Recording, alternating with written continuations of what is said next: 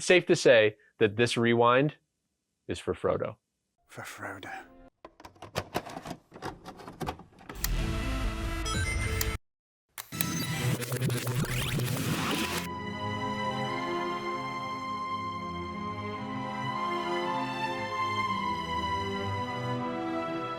We both love these movies. We both love the books, the Silmarillion, all of the stuff from J.R.R. Tolkien. There is so much depth in these movies. Yeah. But first off, I would imagine most people watching this have seen Return of the King and Lord of the Rings in general. This is a weird place to jump in if you don't know anything. Yeah, it'd be a little weird, but you know what? Let's just give a quick recap. What is Lord of the Rings? What is Return of the King about? So, the Lord of the Rings is Sauron. It's the bad guy. Sauron is the bad guy. He is this guy who has made a ring. He's technically a fallen angel. He has created these rings to kind of corrupt the elves and to corrupt men and to corrupt dwarves and pretty much corrupt everything so that he can become essentially the god of Middle-earth. We get a really good condensed version of the story at the beginning of the Fellowship of the Ring. Now there's this one ring, the one ring, to rule them all. The one ring. And he's created this ring as kind of like a way to control all of the other rings he's created, which don't come into this story very much. Yeah.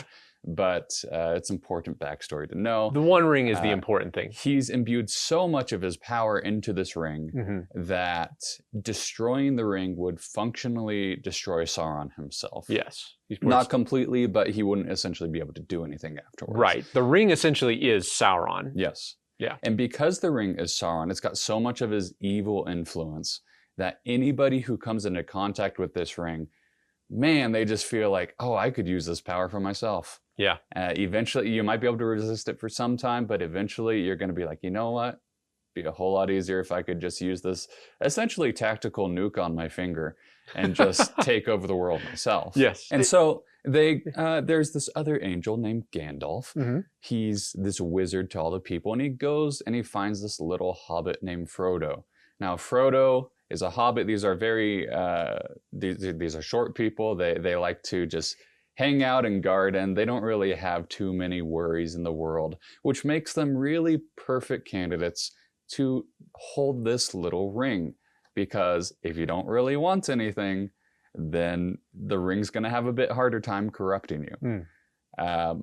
He commissions Frodo. He says, hey, there's this place, there's only one place this ring can be destroyed, and it's where it was forged. Mount Doom, that's where Sauron lives. It's in Sauron's backyard. Yeah.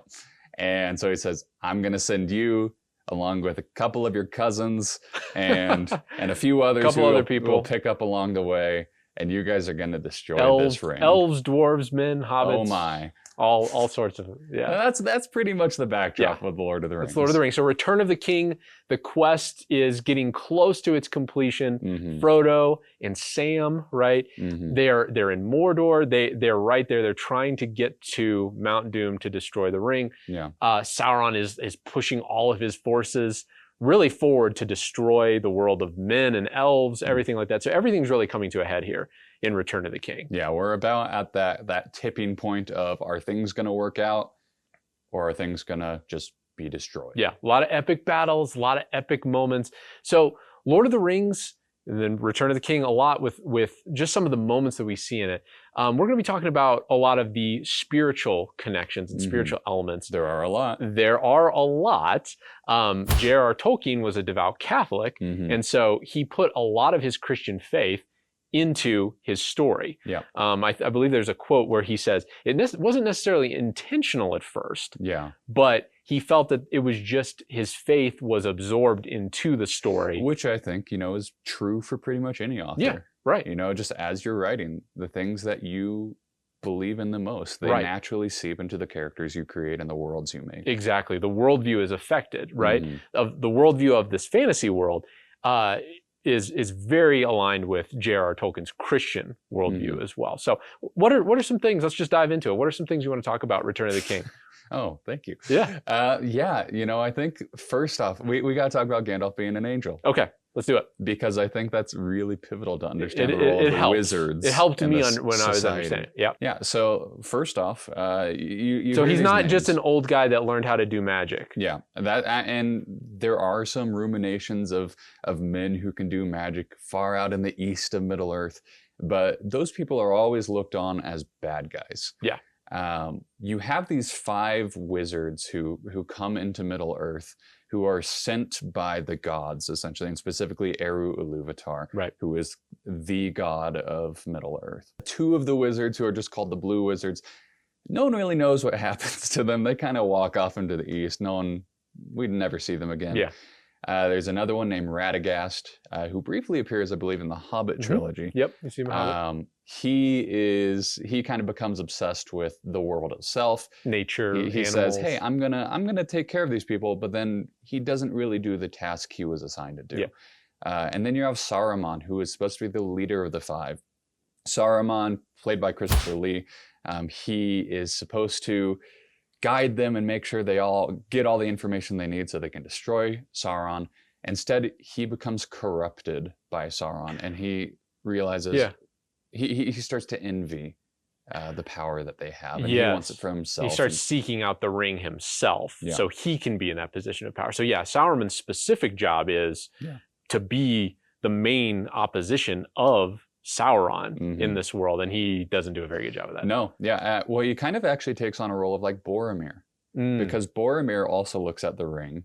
Boromir's another human who joins the Fellowship, and he looks at this ring and he says, well, hey, I mean, if this is the most powerful thing in the world, why don't we just use it to destroy Sauron? It's a weapon. Why not use this ring? That's kind of the mindset that Saruman has as well. Is at least initially. He says, well, I mean, I can just use all this power to destroy Sauron. I'm going to overthrow him eventually, and then I will rule this world. As you might expect, that eventually corrupts him. That leads us to Gandalf, who is the only wizard of the 5 to actually stay the course and to actually fight it through to the end. And I think that's super important as we're talking about the Lord of the Rings. Is there roles in this? There are roles, and Gandalf, particularly, just as we're talking about understanding these wizard figures as they're truly spiritual beings, right? And they've been sent for a purpose. Gandalf's original purpose, that we see him when he was Gandalf the Grey, is, as I understand it, kind of an encourager, right? He travels around a lot. It seems like he's friends with everybody, right? He builds these relationships in order to strengthen the bonds between elves and the different factions of men and dwarves, right? And then when he sacrifices himself to protect the Fellowship in the Fellowship of the Ring, he returns as Gandalf the White. Crucially, there's a change there because Sauron failed in his mission. Gandalf was promoted to get Sauron's mission. Yeah, which I think if you don't know the background of that, it might seem like a cop-out. Yeah. Oh, he's back? Dies. Yeah. And then he picked up a little green mushroom from Mario and just gets to respawn. he had the one up. Yeah, he's good to go. But Tolkien actually describes this a lot, and it's about Eru Iluvatar. Once again, that's going to come up a bit. That's God in his universe, the one God. Yeah. So he essentially promotes Gandalf. Right. Gandalf has his big fight with the Balrog, and he gets promoted because he stays the course. Now, Eru Iluvatar has the control over everything, and so he has the right to just say, get back in there, you're not done yet. Right, and here's a power-up. Something else I actually want to touch on, though, because we're talking a lot about how Tolkien's Catholic faith really seeps into his story. And I think it's nowhere truer than in the ideas of redemption, because Tolkien really struggled with that. Everything can be redeemed eventually. Every person can be redeemed. He even talks about the orcs. I think that's a really controversial thing right now because Rings of Power got a lot of backlash for having... orcs have families. Orcs have families. Yeah. Orcs have desires that aren't just intrinsically evil, you know? Looks like meat's back on the menu, boys!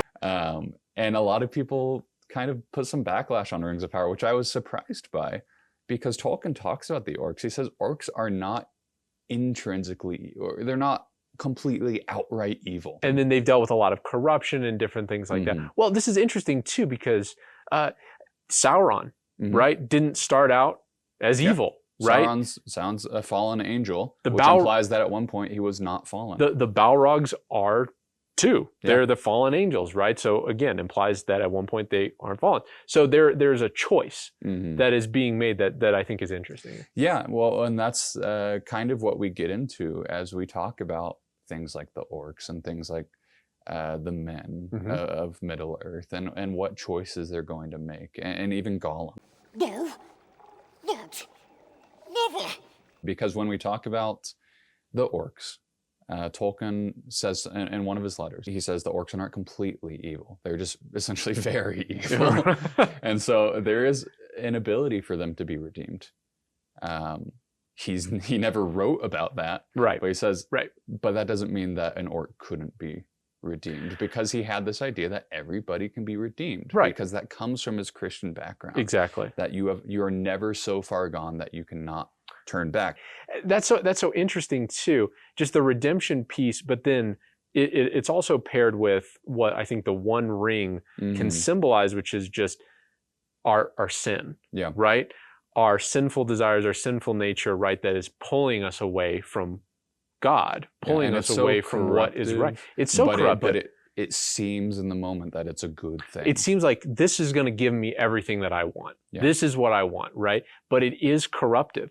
And what is, I think, beautiful about Lord of the Rings is it just shows everyone who encounters this ring, essentially, right? Maybe there are some exceptions in the books, that, you know, but we won't talk about Tom Bombadil here. Don't you know my name? Yeah. But all of the people who encounter the ring, right? Even Gandalf, when Frodo just says, hey, like, why don't you take this? I mean, you're more powerful than I am. Gandalf is like, no, I would take the ring out of a desire to do good, but through me there'd be a greater evil that would be wrought. So just the idea of sin and the corruption. You see that with the other people who encounter the ring. Yes. I think you see that with Sam Gamgee. When in that brief moment when Frodo is all strung up by the spider and Sam has to go rescue him, and he's got this ring. Now you don't see it as much in the movie, but in the books you have this depiction of Sam thinking of himself as I'm gonna turn Mordor into my own beautiful garden. Right. I'm going to turn it into this amazing garden. It hones in on your personal desires. I'm going to overthrow Sauron and just turn that disgusting place into a garden. And in that moment, it's like, well, I mean, yeah, those sound like good things. But in reality, it's the ring is corrupting him. And it's saying, hey, how about you go over there and go talk to Sauron and go defeat him? Because I'm going to give you the power to do that. When in reality, what the ring is actually doing is it's playing on your desires to bring you closer to Sauron, who is devil adjacent himself, you know, so that the ring can get back to Sauron and make him upgrade his power, essentially. Right, like bring him wholly together, which would result in the fall of Middle-earth, essentially. The second fall. So we've talked a little bit about Gandalf. Let's talk about Frodo, the ring bearer, right? He's the one who has the ring most of the time. He's the one who's dealing with this corruption. You know, especially when I watched these movies growing up. Man, I was a much bigger fan of Sam. Can you see the bottom? And Sam's great. He's the best. But I was a much bigger fan of Sam than Frodo. I think I found the bottom. I thought Frodo was annoying. Like, he's just here. He's kind of a baby. He's kind of a baby. He's complaining. I think as I've gotten older and I've gained kind of an understanding into maybe what Tolkien was doing with the story and what the ring really represents, that Frodo is this very tragically heroic character, right? No, I mean, Frodo, I don't think you ever learned this in the story. Frodo's much older than the other three hobbits. Yeah, he's more mature. Don't touch me. Right. Frodo's like middle-aged. And I mean, Merry and Pippin, I think, are essentially in their early 20s, like college students, essentially. Well, they kind of act like it, Pippin especially, right? And so you have this, you already have this guy who's a little jaded because he's already like mid-range life. More experience, But also, I mean, Gandalf intentionally chooses Frodo. Because he senses in Frodo this idea of like, oh, Frodo can withstand this more than the others. You kind of get this idea that Frodo's a bit of a baby in the movie. And Yeah, I can see where you get that because I thought the same thing. Yeah. But you have to realize like this burden he's carrying. I mean, you can see it, especially in Return of the King. Yeah, it's all coming to a head. He's got these scars and this like broken tissue Just the around weight his of the neck ring. because it's physically, literally weighing him down, but it's also just weighing on his spirit. And so when you see Sam encounter the ring, he has it for like 5 seconds and then he's like, I'm going to become God, essentially.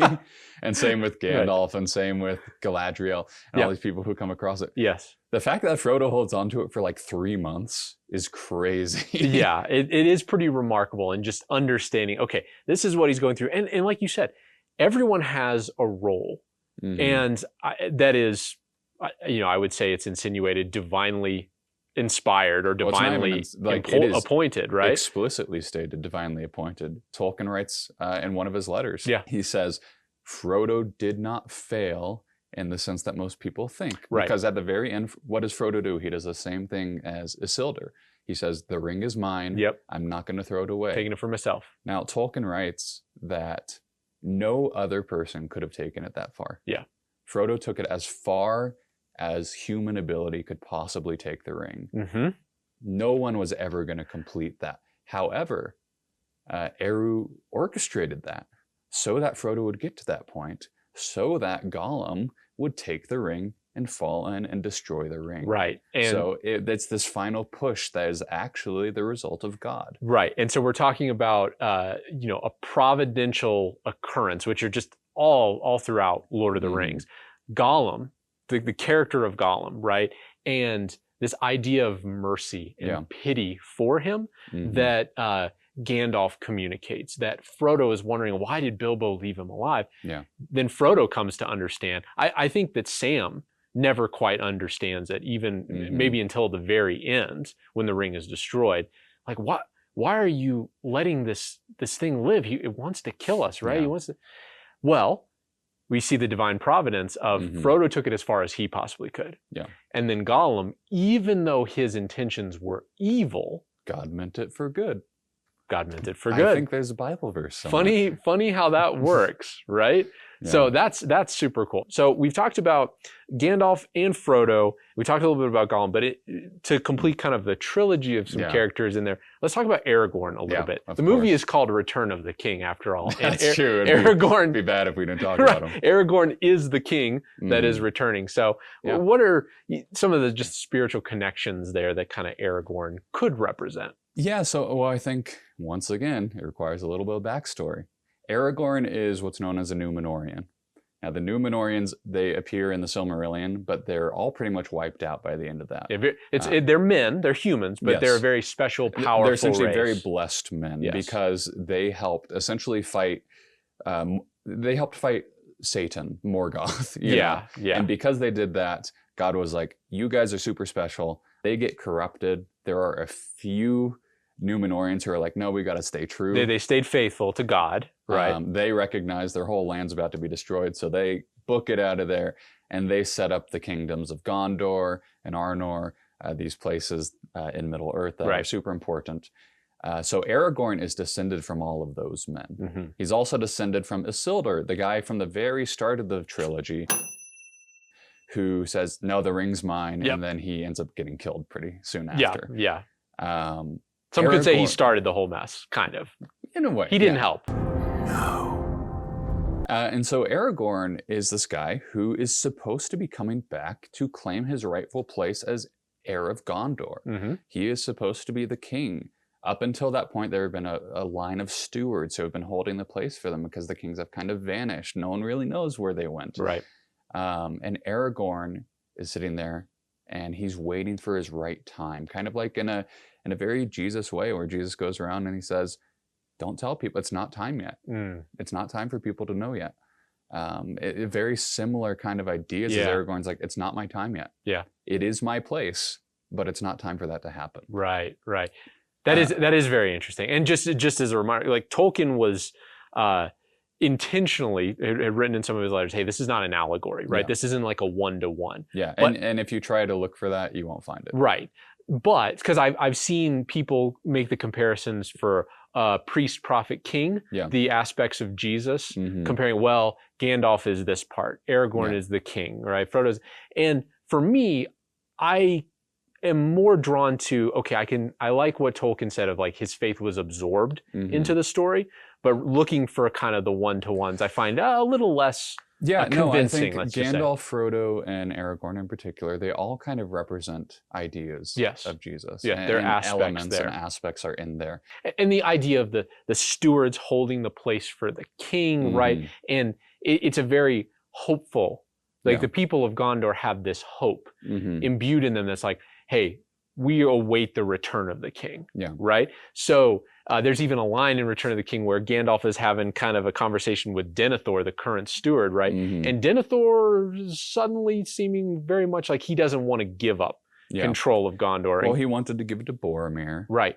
and Boromir's dead, and he doesn't really like his other son, but I guess we'll have to So he do. wants to hang on to it, but Gandalf tells him, hey, the authority is not given to you to deny the return of the king. Authority is not given to you to deny the return of the king, steward. Right? Yeah. This is an important thing that the world really is looking forward to. And in that way, it does mirror what we are looking forward to in our hope in Christ's second coming. Yeah. And so that brings me to my favorite scene in the whole trilogy is, Gandalf and Pippin are helping against the siege of Gondor. Mm. And the orcs and the Nazgul and the trolls and all the other beasties are coming out to fight them. And they're breaking through, and it looks like Minas Tirith is going to fall. Yeah. And Pippin just turns to Gandalf and he says, never thought it would end this way. Yep. And Gandalf has this moment as they're banging on the doors. And he takes this really nice moment Yes. to look at him and say, End? No, the journey doesn't end here. Death is just another path. One that we all must take. you're going to see it. You're going to see heaven. There's a life after death. There's right? a life after death. And it Yes. gives Pippin that hope. And he says, Yeah. that doesn't seem so bad. No. And then immediately, bang, bang, and they're breaking in again. Yeah. And it's just a sweet little moment that talks about that idea of heaven Yes. that Tolkien puts into his story, Absolutely. which I think is also somewhat. I think he kind of plays a little bit. People talk about his experiences in World War I. Yeah. Which I think would be inappropriate if we didn't talk about. Sure. Yep. Definitely influenced a lot of things. Because, yeah, his faith obviously influences Mhm. the story. But I think so do some of his experiences in World War I. Totally. Because he went off with a bunch of friends. Not all of them made it back. Mm-hmm. Only a couple of them made it back. And I think you see some of those ideas of war and of how things, especially with Frodo at the end, how things don't always heal. Yes. Even after Some wounds don't heal. Well, the wound doesn't heal until I think we see the moment in the movie. Mhm. The wound doesn't heal until he is getting on the ship Yeah. at the Grey Havens, and he turns and he looks back. By the way, the ship that goes to heaven. The ship that goes to heaven. So he is functionally going to heaven. Yeah. He turns. He gets to the entrance of the ship. He turns around. He looks back at his friends, Mhm. and he smiles.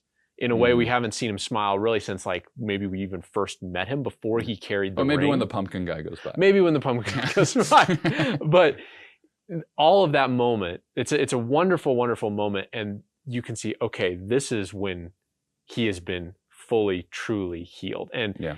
it's a wonderful moment because his friends, the hobbits, get to see that Yeah. in him. And they get to see the burden Mhm. that he was carrying with him lifted in that moment. And they smile in return, even though it's a sad, bittersweet Yeah, moment. where they're parting. crying and they're saying, "No, don't go. Why Yes, do you have don't to go?" go. But then Yeah. they see that and they're like, "Yeah, he has to go." That's You it. know? Yeah, that's it. Yeah. Oh. It's always it's a great moment. He sails off with Gandalf back to heaven. And I think it really just shows the toll that sins and pains that we carry can have on us, that we Yes. bring back from these wars. Yes. That Tolkien certainly brought back with him Yep. from World War I, and things that he has to still grapple with in the midst of that hope for the future. Right. And then the hope and the belief in the redemption that is yet to come. Yeah. So, all right. Well, we'll wrap up the conversation here. I think we could go on a lot longer if we wanted to. Maybe give the extended editions of Lord of the Rings a run for their money, just in terms of runtime. But we won't. We'll pause here. But what are your thoughts? What are your favorite scenes? What are your favorite moments from Lord of the Rings? Whether it's Fellowship, Two Towers, Return of the King, the Hobbit movies. The Hobbit movie, if your favorite moment is in there too, let us know in the comments below. Like and subscribe to this video. Smash that like smash button. that like button. Subscribe so when we do more of these, you'll know. And let us know too if you want us to talk more about Lord of the Rings, because we'd love to do it. Maybe you're tired of hearing us talk about it already, but yeah, so like and subscribe. Thanks for watching. We'll see you next time.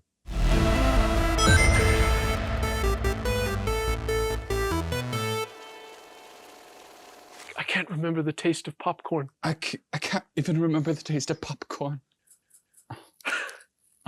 Cut that.